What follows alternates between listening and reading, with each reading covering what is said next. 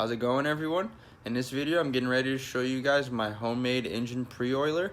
I saw this on an engine building video and I thought it was a really good idea to make one and try to get engine oil pressure before you even try to turn it over. A lot of damage happens from dry start and you never know, maybe that could have damaged it a little. I don't really think so, but I just want to do it anyway just so I have oil pressure and I can just start it right up and no cranking necessary, nothing like that. So hopefully this works out good. It worked out in the videos that I've seen before, so I'm going to show you guys it right now. I have it all pretty much set up and ready to go. It's a little homemade, but I think it'll work. So I don't have an air compressor right here in my storage unit, but I had a tire installer Cheetah, which is pretty much an air tank. So I just filled it up with air. It's at like 100, pretty much, yeah, exactly 100 right now of PSI.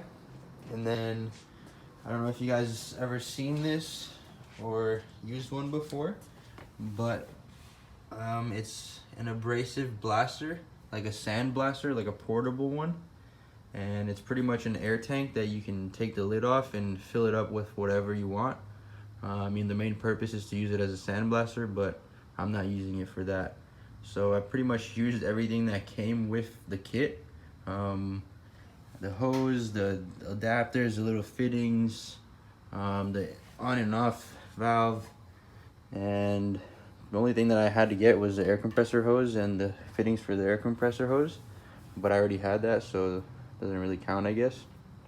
The hose, the black hose, came with it.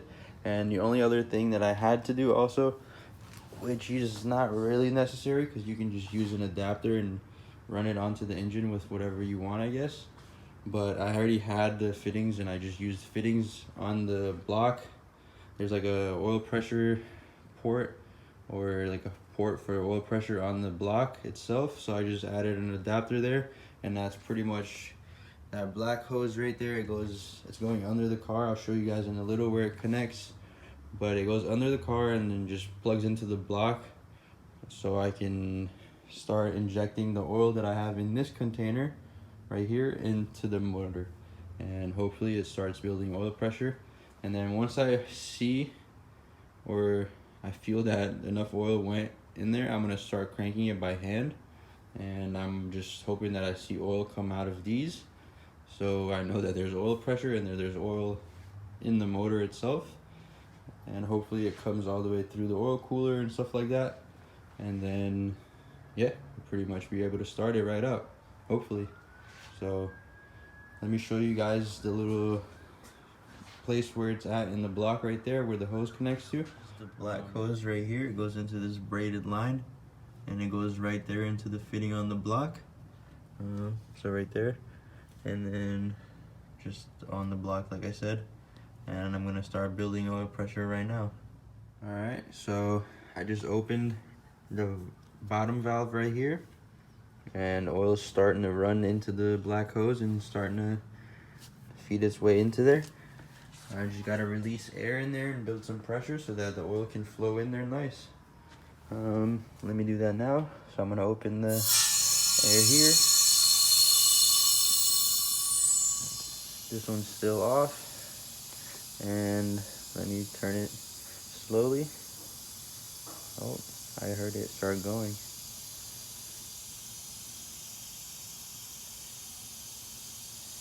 I don't want to open it all the way. I don't want all this air pressure to go in there right away. So about half, maybe a little more.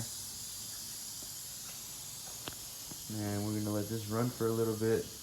I put 15 quarts of oil in that red container right there, which is, I think, should be a little over what I need in this motor, since I have the oil cooler, the big lines, but I don't really care. I'd rather just fill it all the way up. I'm gonna start it, run it for like 30 minutes, and then turn it off and change the oil again. Let me check it out because I hear something like squirting. I'm gonna see what's going on. My leak.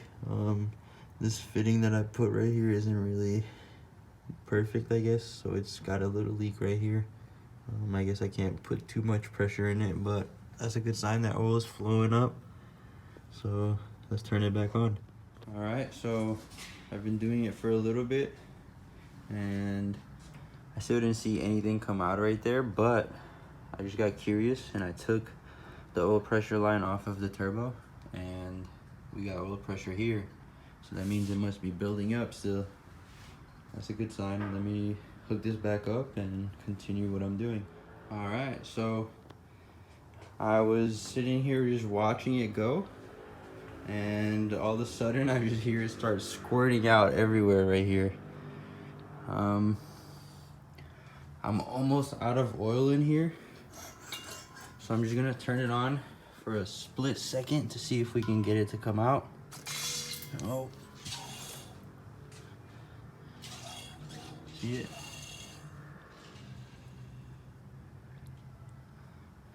Yep.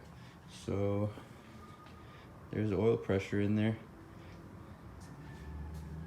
I hope that I didn't just run out of oil and blow it all out. But it's all in there.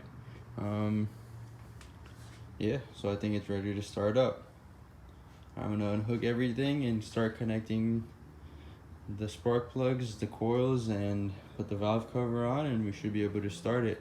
I'm still waiting for the valve cover seals, so probably in the next couple days or so I'm gonna be able to start it up.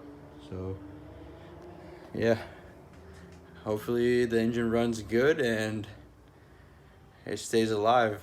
We're gonna see. I'm gonna start it up in the next couple days like I said, and we'll see how it runs, and then I have to get it tuned again. So yeah, thank you for watching my videos. If you like my videos, please subscribe and stay tuned. Check back in the next couple of days and hopefully we have a startup and maybe a first drive.